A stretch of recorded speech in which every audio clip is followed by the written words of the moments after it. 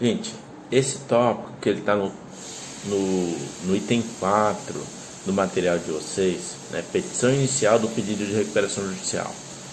Ele é talvez o tópico mais importante para aquele que pretende exercer a advocacia nessa área do direito falimentar ou do direito empresarial como um todo, né?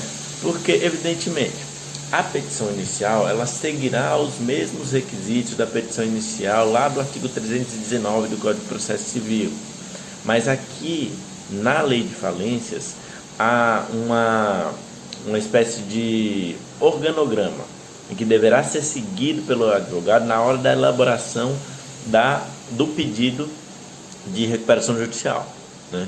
Quer dizer, esse pedido é um pedido judicial, por isso quem vai elaborar é o advogado. Claro que em sociedades mais complexas, grandes empresas, o advogado contará com o apoio de outros profissionais, como contadores, como economistas, que possam trazer ao juízo, né? E aí depois vocês vão ver que não é somente ao juízo, mas a todos os interessados, né? As razões pelas quais a empresa pretende passar pela recuperação judicial. Veja que a sistemática da lei busca afastar a ideia de que o requerente da recuperação judicial ou mesmo o falido é um caloteiro, um mal pagador, né? Ao contrário, quando ela reconhece a possibilidade de ele se recuperar, é porque ela sabe que é interessante a todos, né? A todos os credores, aos trabalhadores, aos consumidores, que a empresa permaneça e que o empresário tem sim interesse em pagar as suas obrigações, mas por algum motivo, culposo ou doloso, ele não irá conseguir, mas pretende se soerguer para voltar a cumprir normalmente as suas obrigações. Então vamos lá. Os elementos da petição inicial estão constantes do artigo 51 da lei.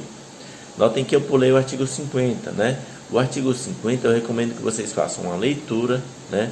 Mas ele vai trazer um rol exemplificativo das formas, né? Isto é, nas palavras da lei, dos meios de recuperação judicial, né? Os meios de recuperação judicial são as condições que poderão ser dispostas do plano para que a empresa possa dar continuidade às suas atividades e possa pagar as obrigações a que está sujeita. Beleza.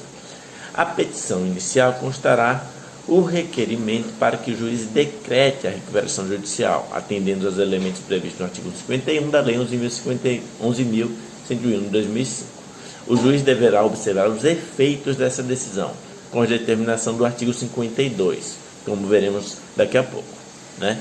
O artigo 52, né, traz efeitos decorrentes do deferimento da recuperação judicial, né?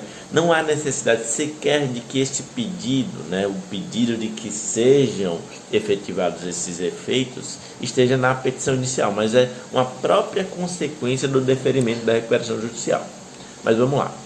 O inciso 1º do artigo 51 traz a exposição das causas concretas da situação patrimonial do devedor e das razões da crise econômico-financeira.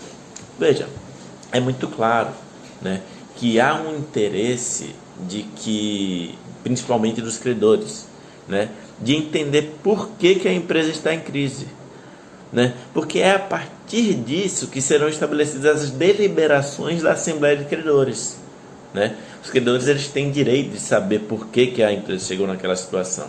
Se é porque a empresa passou por um momento de crise econômica geral, é um período de recessão, ou se os sócios cometeram atos fraudulentos, desviaram verbas, né? Porque a partir disso consegue-se perceber a viabilidade ou não de um determinado plano de recuperação. Aí beleza. A definição das causas da crise deverá ser feita de forma clara e detalhada, permitindo-se oferir as razões pelas quais a empresa está em crise, né? Veja, O advogado, na elaboração dessa petição inicial, ele deverá ter o cuidado, né? Primeiro, para não admitir, né, obrigações do empresário a que ele não está sujeito, né? Tampouco, né, ainda maior cuidado em se tratando do aspecto penal.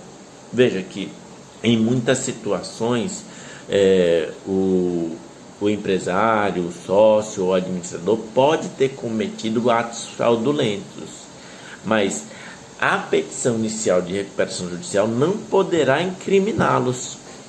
Veja, o advogado ele deverá ter o cuidado de enunciar os fatos sem que isso implique em uma confissão penal. E mesmo assim, se a partir da enunciação dos atos ficar aparentemente que o empresário cometeu um crime, não essa exposição não deve ser tomada como uma confissão, né? Já que a confissão é um ato personalíssimo do agente criminoso. Evidentemente, o Ministério Público, que irá acompanhar o processo de falência e de recuperação judicial, poderá, se for o caso, apurar os fatos ali narrados para, eventualmente, a propositura de uma denúncia, né? A ressalva que se faz é que essa exposição não pode ser tomada como confissão. Beleza. Passada essa... Aliás, só mais uma ressalva. Normalmente, essa exposição de causas concretas da situação patrimonial do devedor, ainda mais em sociedades maiores, normalmente ela estará disposta em um documento separado da petição inicial. Isso é uma questão de organização. Não há nenhum problema se a petição inicial, no próprio corpo, elaborar esse quadro, né? Essa exposição de causas pelas quais a empresa entrou em crise. Mas, por questão de clareza, é muito melhor que seja realizada em um documento em separado. O inciso 2º, né, fala da necessidade de, na petição inicial, conter as demonstrações contábeis relativas aos 3 últimos exercícios sociais e as levantadas especialmente para instruir o pedido, confeccionadas com estrita observância à legislação societária aplicada e compostas obrigatoriamente de balanço patrimonial, demonstração de resultados acumulados, demonstração do resultado desde o último exercício social e o relatório gerencial de fluxo de caixa e a sua projeção. Vejam, lembrem que o empresário individual ou a sociedade empresária, ele está sujeito, né, de forma obrigatória à manutenção de escrituras, né? Isso está previsto lá no artigo 1179 do Código Civil, e a realização de um balanço patrimonial anual, né, que está previsto no artigo 1188 do Código Civil. Veja só, o artigo 1179. O empresário e a sociedade empresária são obrigados a seguir um sistema de contabilidade, mecanizado ou não, com base na escrituração uniforme de seus livros, em correspondência com a documentação respectiva, e a levantar anualmente o balanço patrimonial e o de resultado econômico, né?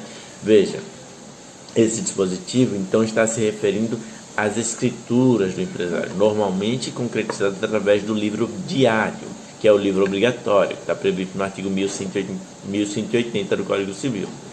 Nada impede que ele possua outros livros.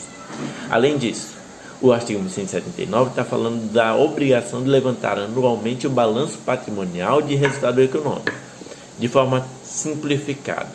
Esse balanço é a realização do ativo em contraposição ao passivo.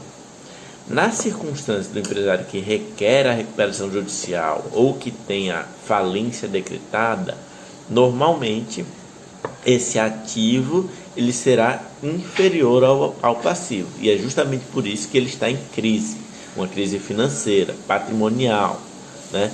Mas veja só, esse balanço patrimonial exigido pelo inciso 2º do artigo 51, né, se refere não somente ao último exercício, mas aos 3 últimos exercícios.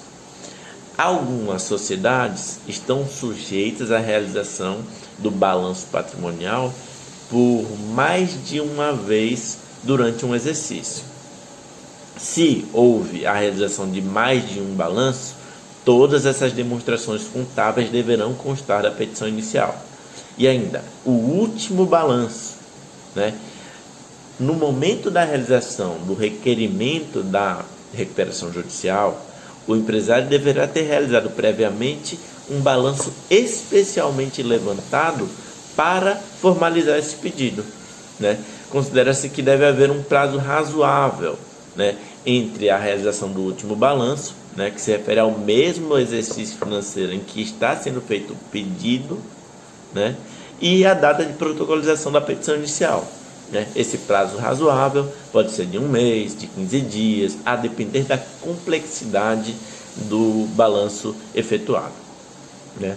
O artigo 1188 do Código Civil, né, está falando do balanço patrimonial, deverá exprimir com fidelidade e clareza a situação real da empresa e, atendidas as peculiaridades desta, bem como as disposições das leis especiais, indicará distintamente o ativo e o passivo. E o parágrafo único do 1188, lei especial, disporá sobre as informações que acompanharão o balanço patrimonial, em caso de sociedades coligadas. Veja, essas leis especiais a que o Código Civil faz referência atualmente é a Lei 6.404 de 76, que regulamenta o regime das sociedades anônimas, coligadas, subsidiárias. Né? Lá na Lei de Sociedades Anônimas, a previsão do balanço patrimonial está no artigo 178, Lei 6.404 de 76. No balanço, as contas serão classificadas segundo elementos do patrimônio que registrem e agrupadas de modo a facilitar o conhecimento e a análise da situação financeira da companhia. Né? E no parágrafo 1º e no parágrafo 2º, né, o dispositivo classifica ativo circulante, ativo não circulante, e passivo circulante, passivo não circulante. Né? E ainda o patrimônio líquido da empresa, dividido em capital social, reservas de capital, ajustes de avaliação patrimonial, reservas de lucros, ações em tesouraria e prejuízos acumulados. Né? Notem que a realização do balanço patrimonial nessas sociedades que estão sujeitas ao regime da Lei 6.404 é uma obrigação muito mais complexa do que as sociedades do Código Civil, né? Mais complexas ainda, né, evidentemente, dos empresários sujeitos ao regime da Lei Complementar número 123 de 2006, a Lei do Pequeno Empresário. Beleza. Continuando, o artigo 51, né, da Lei de Falências, né, no inciso 2º, divide, né, essa obrigação de demonstrações contábeis em balanço e demonstração de resultados acumulados. Isso, esse item B, né, a linha B do inciso 2º, demonstração de resultados acumulados, é melhor dito pela Lei 6.404 no artigo 187, quando fala de demonstração de resultados econômicos, DRE. Né? Essas demonstrações de resultados econômicos se entende como um resumo ordenado de despesas e receitas durante o exercício, permitindo compreender como se formou o resultado, prejuízo ou lucro ao longo daquele período. Né? Trata-se de um termo da contabilidade. Né? A contabilidade do empresário pressupõe a realização dessas demonstrações de resultados acumulados. Isso vai servir, evidentemente, para futuramente, né, encarar quais são as medidas que serão tomadas pela empresa.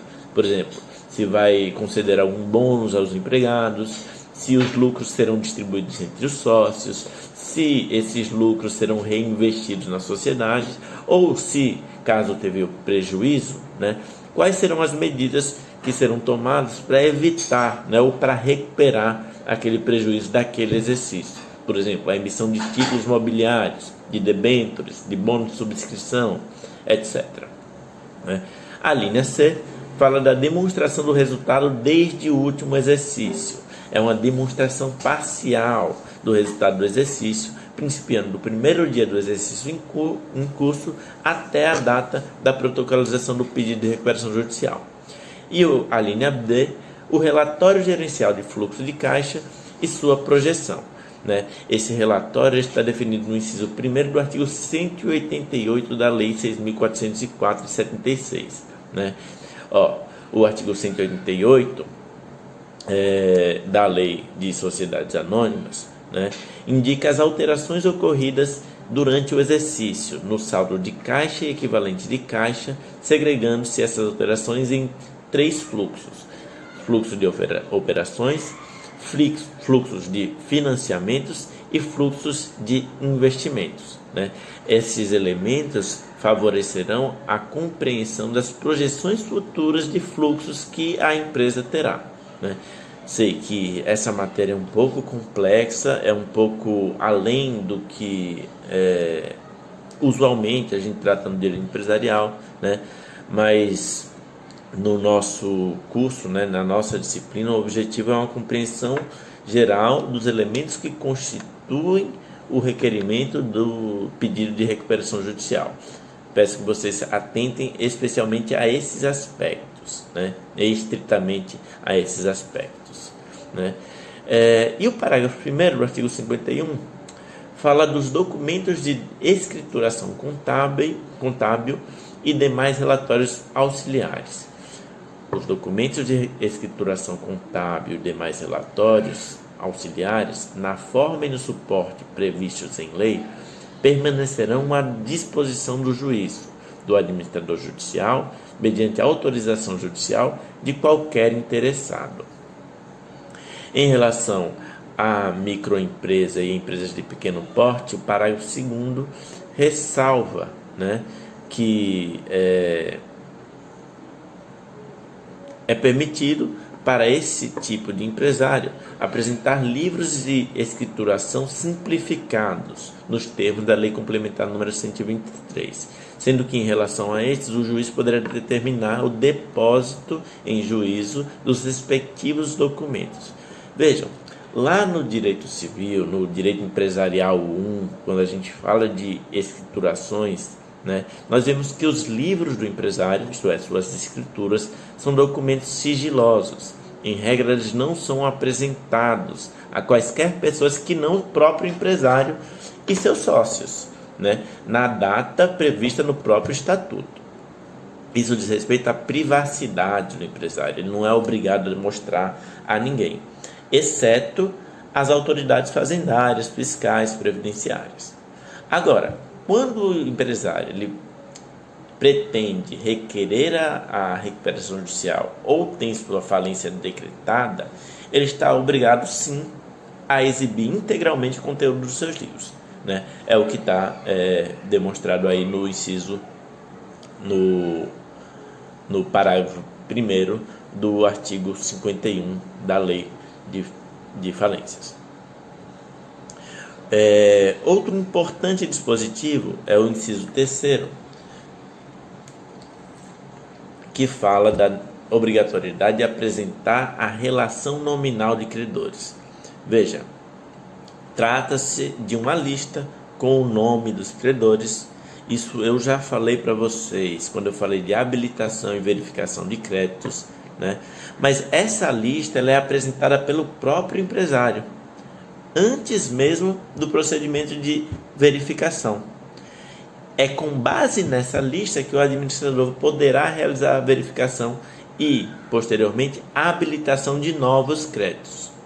Nós vimos que essa habilitação ela é feita a requerimento do interessado, e poderá ser, inclusive, objeto de impugnação. Essas impugnações deverão ser julgadas para a formação do quadro geral de credores. Esse quadro geral de credores vai ser a base do plano de recuperação judicial. Além disso, o inciso 4 fala da relação nominal de empregados. A preocupação da lei é que os empregados, os trabalhadores, eles têm créditos preferenciais na recuperação judicial e na falência. E o inciso 5º, os documentos de registro no comércio. deverão ser apresentados documentos que demonstrem terem sido atendidos os requisitos de, no momento do pedido, exercer regularmente a atividade há mais de 2 anos, né, o que tem lá no artigo 48 da lei, né, com a certidão de regularidade do registro público emitida pela junta comercial. Né. Se sociedade empresária, ainda deverão ser apresentados o ato constitutivo atualizado e as atas de nomeação dos atuais administradores. O inciso 6º, né, fala da relação de bens particulares dos sócios, controladores e dos administradores do devedor. Esse dispositivo, é claro, na hora de que você, como advogado, estiver realizando a petição inicial, na maior medida possível, você vai atender os requisitos da lei para evitar eventual indeferimento. Mas note que, doutrinariamente, né, se questiona a própria constitucionalidade desse dispositivo e a legalidade, já que ela afronta a um princípio basilar do direito societário, que é a separação do patrimônio. Se o patrimônio da empresa não se confunde com o patrimônio do sócio, não há razão nenhuma para que a lei exija, no pedido de recuperação judicial, a apresentação da relação de bens do sócio ou do administrador, não importa se é um sócio minoritário ou majoritário. Isso afronta a privacidade, o direito à privacidade e intimidade da pessoa física que exerce a empresa, que não tem nada a ver com o patrimônio empresarial, né? O inciso 7º fala dos extratos de contas bancárias e aplicações financeiras. Não há um prazo, né, de quando esses extratos deverão abranger, mas entende-se que deve ser pelo menos em relação ao início do exercício fiscal que se pretende, em que está sendo protocolado o pedido. O inciso 8º, as certidões de cartórios de protesto. Se há protesto de títulos ou obrigações do empresário que pede a recuperação judicial, deverão ser apresentadas essas certidões. Não há nenhum empecilho para que o empresário protestado possa acessar a recuperação judicial. É que, quando o título é protestado, esse título poderá servir de fundamento para eventual pedido de decretação da falência. Mas isso não quer dizer que isso é uma coisa automática, porque o empresário poderá sim cumprir a obrigação, né? E poderá cumprir a obrigação através de um plano de recuperação judicial. E o inciso 9º, a relação das ações judiciais, né? Isso implicará no dever do empresário, né? Como a gente vai ver no artigo 52, como vocês podem ver no artigo 52, no dever do empresário de notificar ao juízo dessas ações do processamento, né, do deferimento do pedido de recuperação judicial, com a finalidade de que essas ações sejam suspensas, né? Para isso que constará a relação de ações judiciais. Só para finalizar, a gente vai finalizar a aula agora, né? O artigo 52 fala dos efeitos do deferimento, né? O inciso 1º, nomear o administrador judicial. 2º, determinar a dispensa de apresentação de certidões negativas para que o devedor exerça sua atividade, exceto para contratação do poder público ou recebimento de benefícios fiscais ou creditícios. A suspensão das ações ou execuções contra o devedor. Determinar ao devedor a apresentação de contas demonstrativas mensais enquanto perdurar a recuperação judicial, sob pena de destituição de seus administradores. Ordenar a intimação do Ministério Público e a intimação das fazendas públicas, federal, estadual e municipal, e ordenar a expedição de edital para publicação no órgão oficial, contendo o resumo do pedido e da decisão que defere o processamento da recuperação judicial, além da regulação nominal de credores, discriminando o valor atualizado e a classificação de cada crédito, e a advertência acerca dos prazos para habilitação dos créditos, na forma do artigo 7º, parágrafo 1º. Né? Veja que esse edital ele é importantíssimo para dar início ao procedimento, né? Já que é a partir dele que toda a coletividade terá conhecimento da situação por que passa a empresa, né? E aí isso vai servir para futuramente a elaboração do próprio quadro de credores e o andamento regular do feito, né? Então a gente termina por aqui essa aula, né? Evidentemente, nós continuaremos semanalmente a trazer o conteúdo da disciplina. Eu pretendo ainda durante a semana passar uma atividade para vocês referente a esse conteúdo, né? Como uma forma de consolidação do aprendizado, né? Espero que vocês assistam, espero que o formato tenha sido bacana. Eu sei que às vezes é chato o vídeo, a gente sem a presença em sala de aula tem um pouco mais de dificuldade de ver, né, se há uma correspondência do que eu estou falando e se vocês estão entendendo isso. Peço que qualquer dúvida possam entrar em contato comigo, publiquem no grupo da sala de aula, peçam ao representante de turma entrar em contato comigo, que nós resolveremos qualquer problema.